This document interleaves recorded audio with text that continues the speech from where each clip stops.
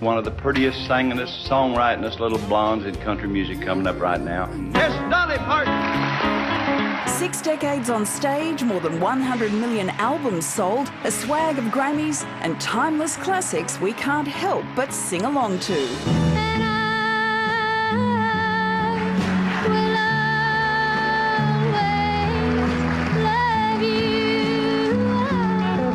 Music is just one part of our love affair with Dolly. She's a savvy businesswoman with a net worth of nearly $500 million.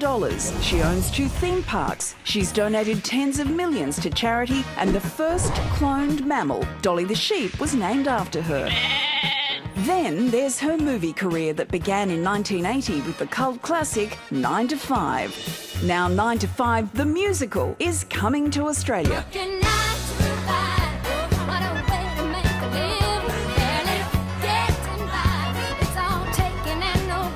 Dolly Parton, welcome to the Sunday Project and the official announcement that 9 to 5 the musical is coming to Australia, and I have to say this is exactly the sort of good news we all need right now. Well, I'm very excited about that. We're actually going to premiere in Sydney in 2022. We've kind of had to take off because of COVID, and we missed a while, but now we're back and we're very excited to come back to Australia.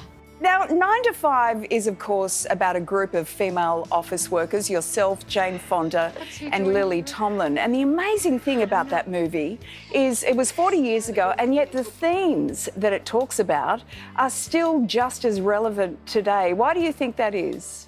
I think people still relate to the workplace. We all have to work under a boss for the most part. So I think a lot of the fun is how we treat the boss and kind of do it in tongue-in-cheek sort of thing, but also making our point. I'm no different than anybody else being a girl. I've certainly had my share of being hit on and all that, but, you know, to me, I was a little luckier than some. I had a chance to get away from all that and kind of stand on my own, but I love being able to portray other people's feelings and know how they do feel. So I really was very honored to get to be part of that whole thing.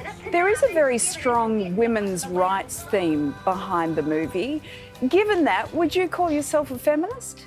Well, I'm very feminine, but I actually, I don't know that I'd say that I'm a feminist, but I do believe in that women should be treated with great respect. I think that it shouldn't matter whether you're male or female. If you do a job, you should be recognized for it and you should be paid for it. So I'm always one of those people. I'm always for the underdog, no matter what that story is or what that situation may be. It's also a true story from my childhood.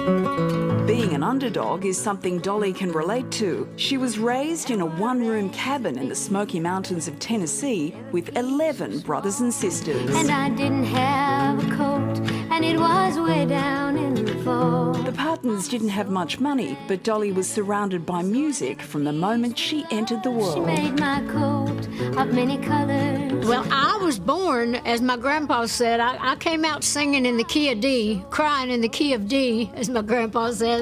But music was a very big part of my family. My mother's people were very musical. My grandpa was a preacher. I learned to sing in church, but he was also very musical. He played the piano at church, and so I just always loved playing the guitar mostly. But I saw early on that this was what I wanted to do and what I wanted my life's work to be.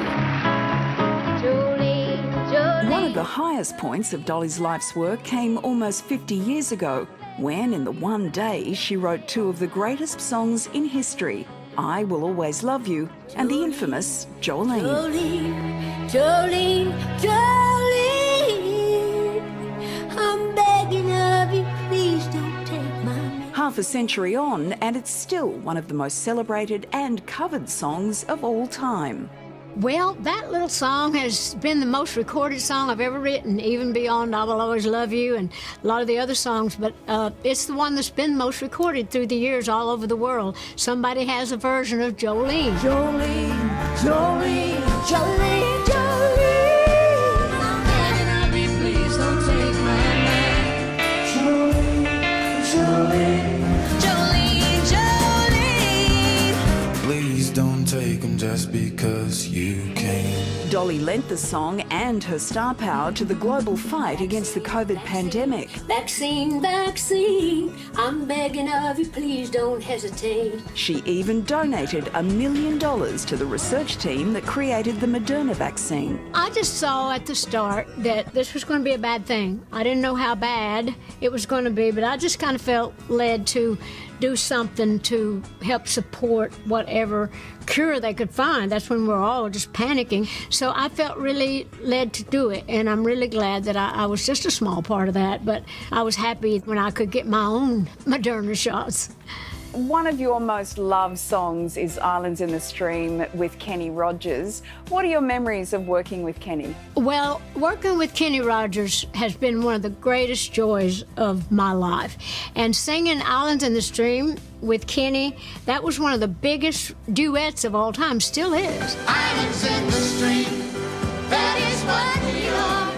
No one excuse me, Kenny, how can we be wrong? Sail away with me to another world, and we rely on each other. When you start that song, everybody just goes crazy, and everybody knows every word, and they sing along, with it. But it's a great feeling through the years to have songs that are so singable and things that people love, and they feel like they're part of you and part of it, and that's why we do it, to kind of bring joy and kind of inspire people to get out and have fun. You have certainly done that. That brings me to Dolly the Playboy Bunny. You, of course, appeared in a Playboy bunny suit for that magazine way back in 1978. And recently, you recreated that image for your husband, Carl. In the first one, see, remember this?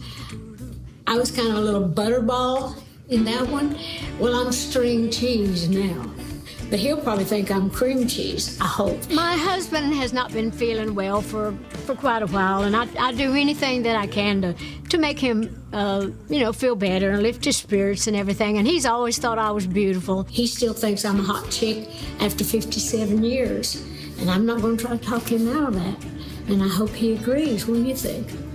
But a lot of people got a kick out of that, and he did for sure. Dolly, can we talk about your charity, Dolly's Imagination Library? Where did the idea for that come from? Well, I can say that I'm as proud of the Imagination Library as anything I've ever done in my entire life, and I'm proud to be called the Book Lady. Well, hello, it's Dolly, the Book Lady. I'm going to read you a special story today. It actually started from a very serious place. My own father, bless his heart, was a great, brilliant man, but he didn't get a chance to go to school, so Daddy couldn't read and write, and it always troubled him. He was a little bit always embarrassed about that, so I started the little program for my home county with my dad because I wanted him to feel part of it. They put it all over Tennessee. And now worldwide, we've given away like 160 million books to children.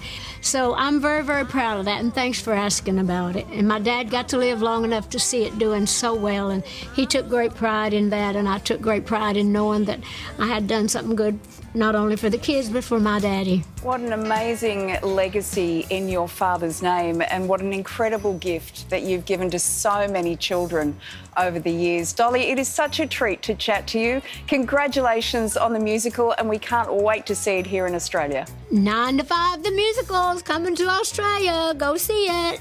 Thank you. Goodbye. But can I